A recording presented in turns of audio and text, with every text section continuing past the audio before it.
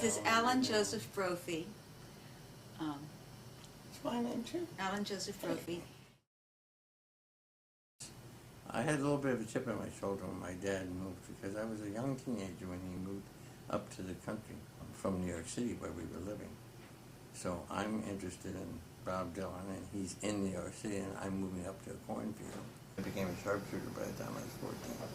I was raised to be a man's man, and we were figuring that I was going to at least be in the Rangers or Green Berets, if not go to West Point.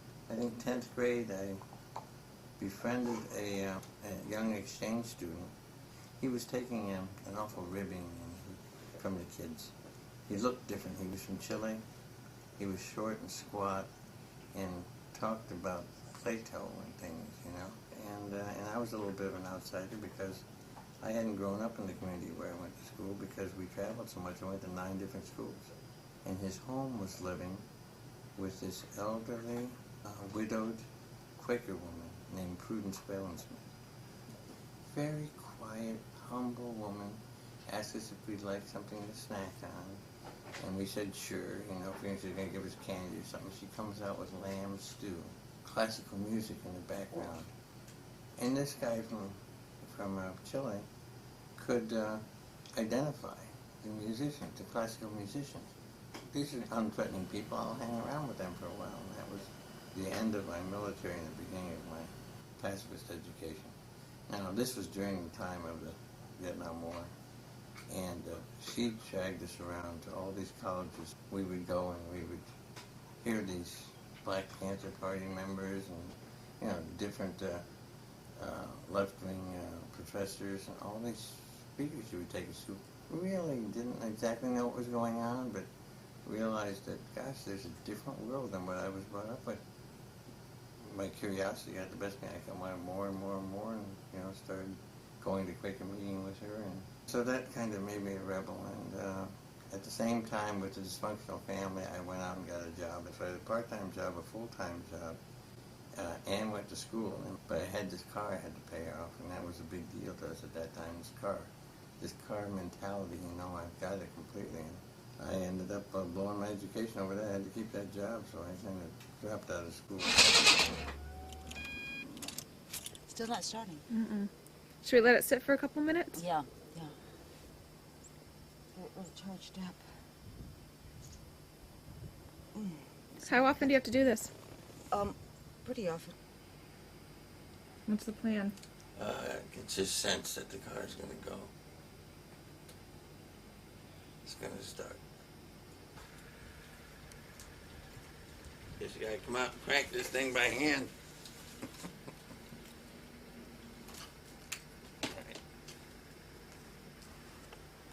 Now it's Beautiful day, isn't it? Although there's a dark cloud over all me. No more gas. Just start it up. Go ahead and start it.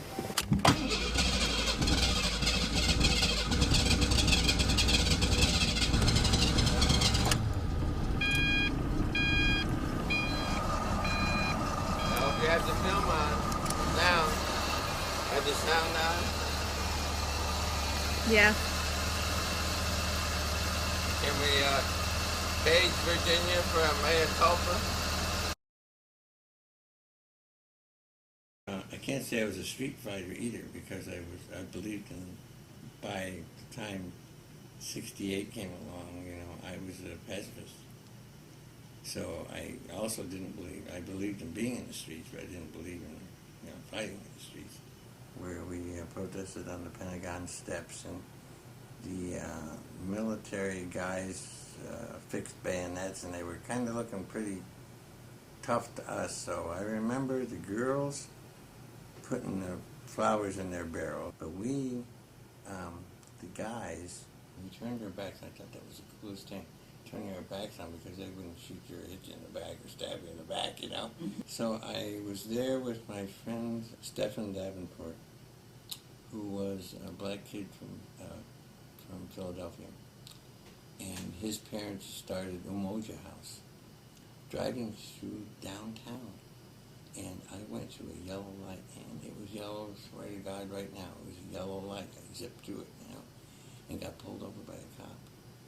And they pulled us out of the cars. They took us up to the police station. They took Stefan in another room, and they beat him up. And here, for running a yellow light, that was another one of those things in my life where, you know, this is not justice. There's something twisted here, you know. Applying for conscientious objector status, I had told the military that I would serve, and I would even serve in uniform as long as I didn't have to carry a weapon. I would serve in the medical corps or something. But they, at one time, I think in the Second World War, they allowed you to do that, but they didn't allow you. You had to go to basic, and you had to carry a weapon. And I said I wouldn't do it. I had kind of planned on going ahead. An uncle lived in Canada, and I figured if I had to, I would take off to Canada. But lo and behold, my application for CO status came through. The front apartment in the hallway had a broken window, and I should have thought something was funny about that, but I noticed it as I walked by. Went back into my apartment, and I heard a ruckus going out the door, but I knocked on my own door, and the door swung open. It was State Trooper BCI. Who are you? You know, I was just a young kid. I said, well, I'm Allan Brophy. Oh, so you're the son of a bitch, he said. So he grabs me and drags me in, introduces me to the other, and here's my friends up against the wall, laying on the couches, stretched out. The place is torn apart completely. He and another guy take me out in the hallway and beat the living shit out of me. Busted all the sheetrock and everything in the place, and busted me for drugs. It turned out that they had taken these pills from my medicine cabinet, left the prescription bottle there, and sent them to the lab, and had this big write-up in the paper that they had been investigating for 4 months. This big time, you know, deal. That's what they do all the time. They write these things up in the paper, and they say it's a 4 month investigation. They didn't know what I looked like, and they took these 2 pills. So anyway, it was a big brouhaha over nothing. But my lawyer said, you know, the word is that they're going to try and get you, so get out of town. So that's when I ended up over at the church in Massachusetts and hanging out with Arlo and all the crew over there, getting out of town. You know. Meanwhile, your poor mom is wondering what the heck is going on here. Anyway, they took me down to Division 2, which is down on Arch Street in Albany, and they take you in a paddy wagon, and then the detectives' rooms are upstairs where they interrogate people. A long flight of stairs. They kicked me up that flight of stairs. Actually kicked me up the flight of stairs. Kicked me up and then they put a bunch of heroin packets out in front of me and saying that these are what they found. It was a wonderful learning experience and added to my need to question authority. You know? So eventually all the charges were dropped and everything, but in the meantime I couldn't go back to the medical center and said they might be having at the time, so you can go up there and try depression. I went to depression. I started my apprenticeship that year in depression. Worked the first year when your mom and I got married, and kind of forgot about everything in the past, and everything was going good. In the second year, my boss calls me in and says, what do you do now? He says, well, the FBI is upstairs looking for you. Up at personnel. So I went up to personnel, I went in, and sure enough, there's 2 guys in their black ties, and they called me on my alternative service. Either get that job back or get another job in a hospital or something that will qualify. So your mom at that time was working at the medical college in charge of the animal facility. They hired me and I qualified, and I worked in maintenance there, you know.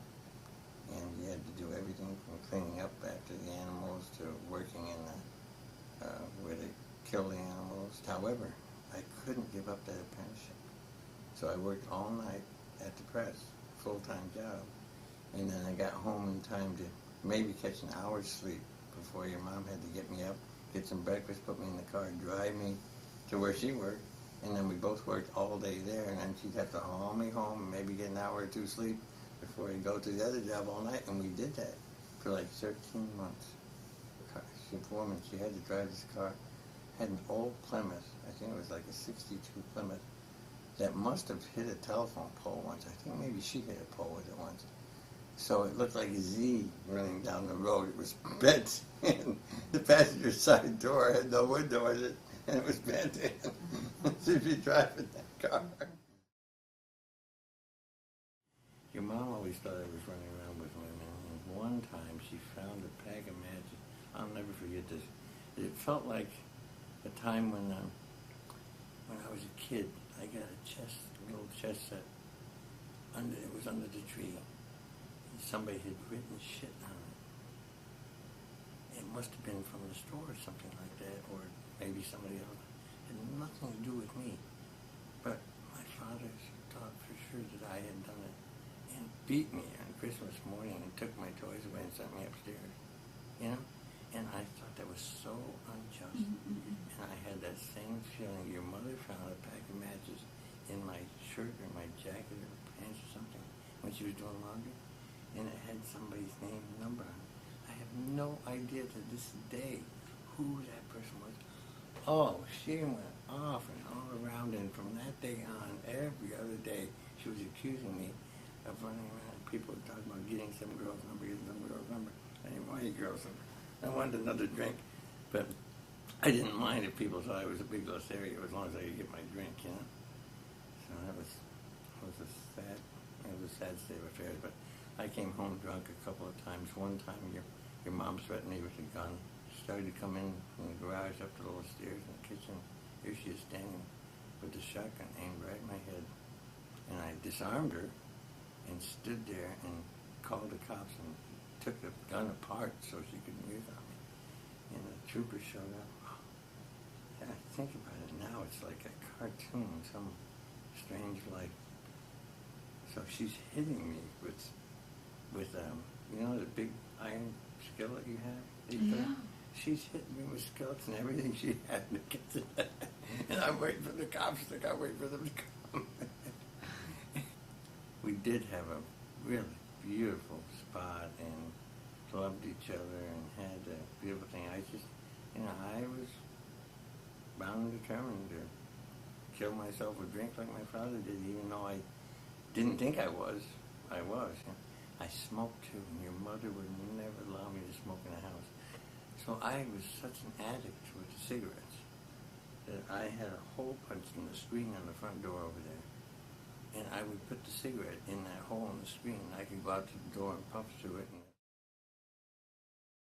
put the pack of cigarettes on the dash of the Datsun. August 5th, 1976. And I drove to work with that pack of cigarettes on the dash. And I said, I'm not going to smoke a cigarette now. I'm feeling too bad. I got out of work. I convinced myself not to touch that pack of cigarettes because I'm not going to let them cigarettes beat me. I'm going to beat them. And years later, when we sold that car, that same pack of cigarettes was on that dash. That was the day I quit, August 5th, 1976. Still remember it. Cold turkey. Mm-hmm. So it's unusual. Usually people quit drinking before they quit smoking.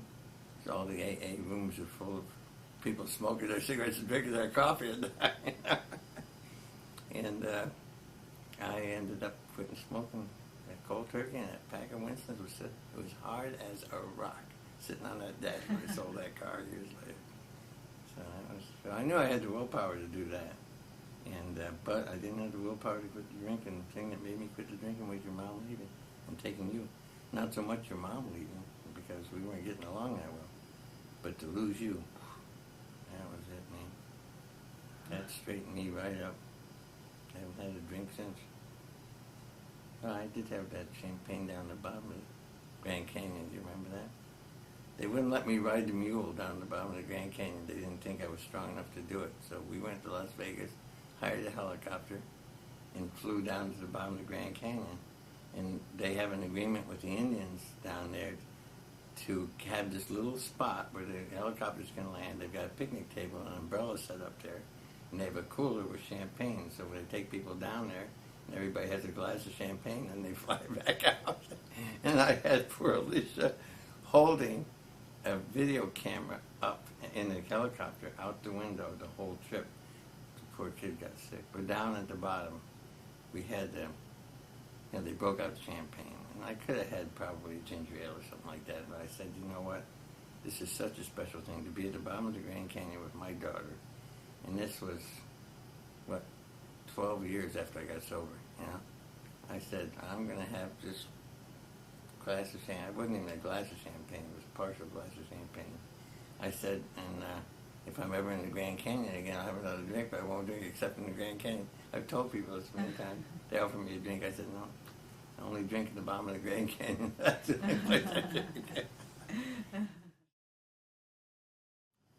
You won't be walking these stairs in a few years. You'll probably be in a wheelchair, depending on how fast it comes out. And that's when your mom and I had planned on building a house right here that was all on one floor. I'm working the one job and having too much time on my hands. And I'm stopping after work with the boys, having drinks. And we bowled with the league, and we would drink with the bowling, and I started to become my father. And I ended up with I think 2 TWAIs. So I would be good for so long, at your mom's insistence, and I would be good for so long. And then when that time period was up, well, I'm going to reward myself, go out and get lowered again, Crazy, crazy behavior. For whether I was feeling so bad for myself because of the diagnosis, because on the outside I didn't show that, but deep down inside I think that I wanted to live all I could real quick because I knew that something bad was coming, And the worst year of my life was that year, 1983. Mm-hmm. Used to be? What is your worst year now? 2005. Why? Because of Alicia's problems and my mother dying and you being diagnosed. Uh-huh. That's pretty much of a triple hit. You talk to somebody and ask them, that's not a triple hit for somebody. And it was the year that the doctors told me that forget about trying to walk with the braces, just accept the wheelchair. So take those 4 things in 1 year. You better be able to keep smiling or have another drink. I made a big mistake. And I ended up losing, even having to pull myself together and just be the best person I could be, and hope that things would work out all right. And I have all these years.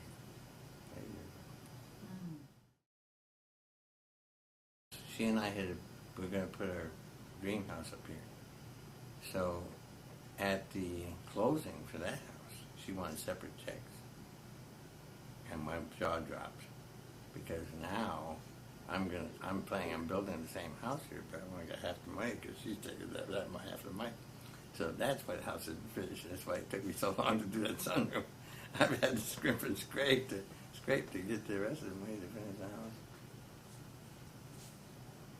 Kind of glad she did what she did, because she was the intervention. Her taking you was the intervention I needed, changed my life around. The spot that we're sitting in actually was the old pigsty. Now it looks like a new pigsty, but we had an old barn here that we had to sow to the piglets. And it feels a little more comfortable down here now. How many years did it take to build this?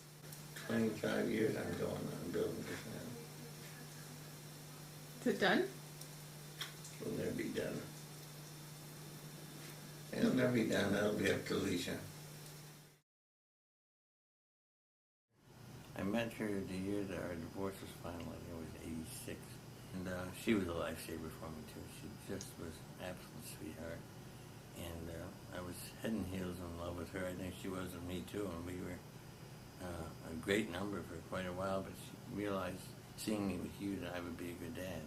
But I had a vasectomy in 84 after they had diagnosed me, because I didn't want to have other kids in case they had, they kept saying my condition was, genetic and hereditary. I kind of, in a way, sabotaged that relationship because I knew that she really deserved. She was such a wonderful woman. She deserved everything that she wanted, including kids, and I wasn't going to keep her away from having them. You know. I mean, all my life, the saviors of my life, and the best friends of my life, and the people that have really cared and I've cared about in my life have been the women in my life. Yeah. Wonderful. I've been around the most wonderful women. And then one angel turns up years later. So I never believed in angels. And all of a sudden, there was one. And I have Pat Beadle to thank for that, because in 1995, while I was here licking my wounds and feeling sorry over having split up with Ginny and not knowing what to do with myself, feeling sorry for myself, Pat Beadle mentioned to me about going to ADP workshop, and the rest is history. Just turned my life around. I sat there waiting 20 minutes after the time we were supposed to be in. She hadn't shown.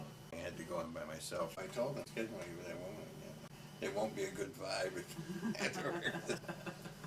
So, in 1999, sure enough, we scheduled together. We did a workshop in the same room with other people in the other room, so we were together. And I realized they must have felt the same way about me, because they were asking for volunteers the following month, and we both had signed up for it. When she left, she gave me a kiss, and I wrote a poem about it. Can you pull on my Adam's apple so I can... This wrecking ball, ham hot, I felt the short jab sting, the snapped uppercut, the crush of a right cross. Well, I've seen impending doom around us, in stars in black from a well-placed 1-2 time for Cobweb Central. Analyze the power. One kiss. Cut.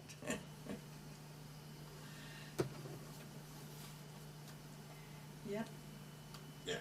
And when I got this, how did I get that in the email at Dorothy's? They said there's an email for you, and I'd given that little kiss and run home and thought, oh my God, what have I done? Oh, that's terrible. Oh my God, you know. And then I got this on the email, and I thought, oh my God, what am I going to do? You know, and I wrote him back a poem.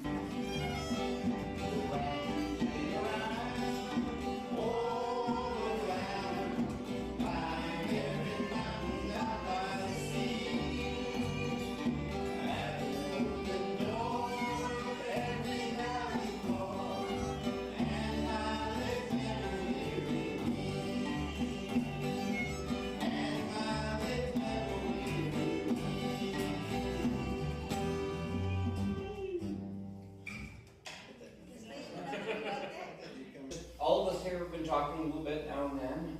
If you have any ideas on that idea or interested? Yes, sure. Well, I would think of two venues there. Old folks home to cater to the deaf. And I think we would I think we can fill that. Any place for... We can fill that bill. Yeah, they would love us. If you had like 6 songs, that'd be enough to go some places sometimes, you know. Well, it's the other nursing home with that memory problems. You can do the same thing. You can do the same 6 songs in the same, you can do a 2-hour concert, just keep the same songs over and over again. Up for that? My favorite part of the day. It was a glorious day. We Somebody timed the helped you. weather and everything just right. I almost timed the sun just right, but we had to wait for somebody. It started an hour later, so my son wasn't just right for the photographers. We sat there. It was in the manner of friends, and so many people said so many wonderful things. Oh, yes. It just was so humbling and had me cracking up. But to have everybody here was just wonderful. I mean, it really was. I've had more people come up and say, that was the best wedding I've ever been to. I think the weather had a lot to do with it and the setting. My enthusiasm is just seeing another day, seeing the sunshine, hearing Virginia do something or read something, hearing her laugh, hearing her interact with the dog, you know? It's just delightful. It's like heaven. I mean, we are so blessed. We have a little heaven on earth here. I wouldn't want to really change anything. Happy New Year! Second, Happy New Year. You were the first one to say it. Happy New Year. Come over here. Happy New Year. Turn that thing around so we can film us all kissing together.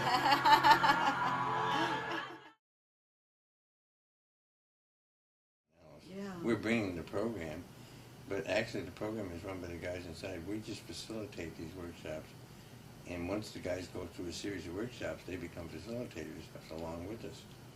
And every step along the way, we're all learning about ourselves. It's not really bringing anything to anyone else. We never feel threatened or in any way afraid of the inmates. But the corrections officers are another story. We've seen them do some very, very bad stuff. We're always afraid that at the drop of one word or something, they can shut our program down or kick us out. Prisons are not about rehabilitation or about improvement. They're about much darker things, and so we just try to bring a little. That's what we come to. We're bringing just a little bit of light into a dark situation. I had this meeting, brainstormed, and somebody in the meeting, I don't want to take much credit, but it was me. But the idea, well, the Quakers back in the old days stood vigil at the state capitol. That's one thing that we could do amongst other things. So we came up with a whole list of things to do. Still going on. We went out that following week, 2 weeks after 9/11. We started on Wednesday at the Capitol, standing vigil, just quietly, solemnly, and respectfully, just standing there saying no to war, even before the war happened. And we're still doing it, unbelievably. But what did you ask me? That's the other side of our life. I mean, we have these vigils, and we protest at the congressmen's offices, and I mean, that's part of being able to step out there. I mean, we're in a better position than a lot of people are. People that have jobs, and they have kids, and they're running around having to just survive every day and get through it. We have the time and almost the energy to go in and do things that other people really want to do. People tell us it all the time. I really want to do what you're doing. I just can't do it right now. I'm glad you're doing it, you know?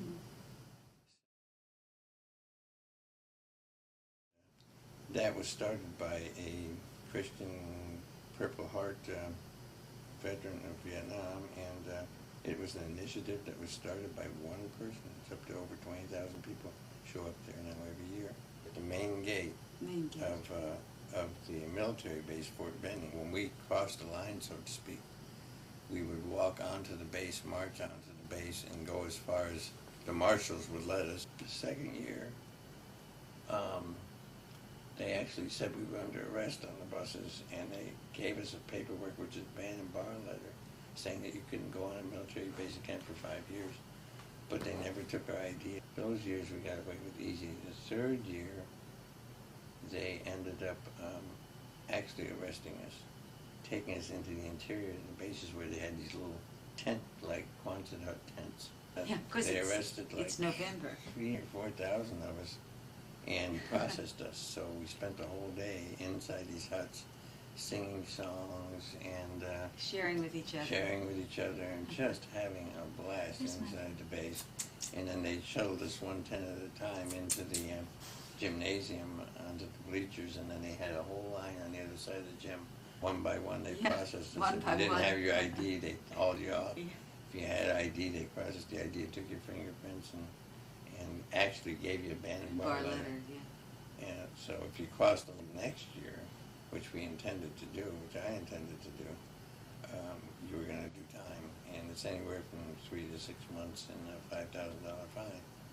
$5,000. We're hoping that someday the populace wakes up and starts marching to a different drummer. I think the people that work in peace and justice all have issues. You have to have issues to be passionate about that, I think. What are your issues? Well, issues of injustice and hierarchies, authority. My issue's always been authority. We have a couple of telescoping. Did you get my sign behind this door? Mm-mm. You and your signs.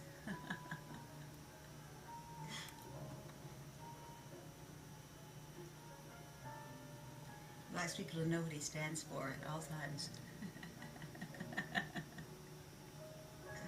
Wears buttons and placards and.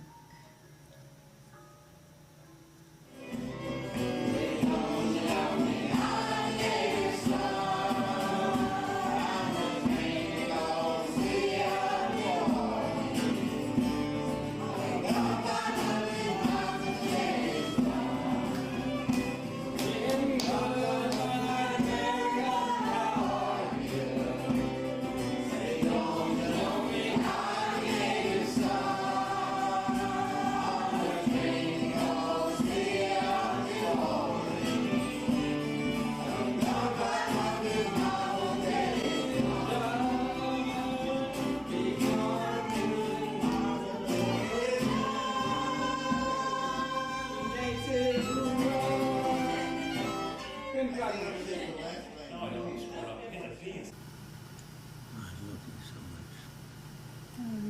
And I would do anything to make your life happy and successful. That's not true. Including being in front of a camera. Which is my least favorite thing in the whole world.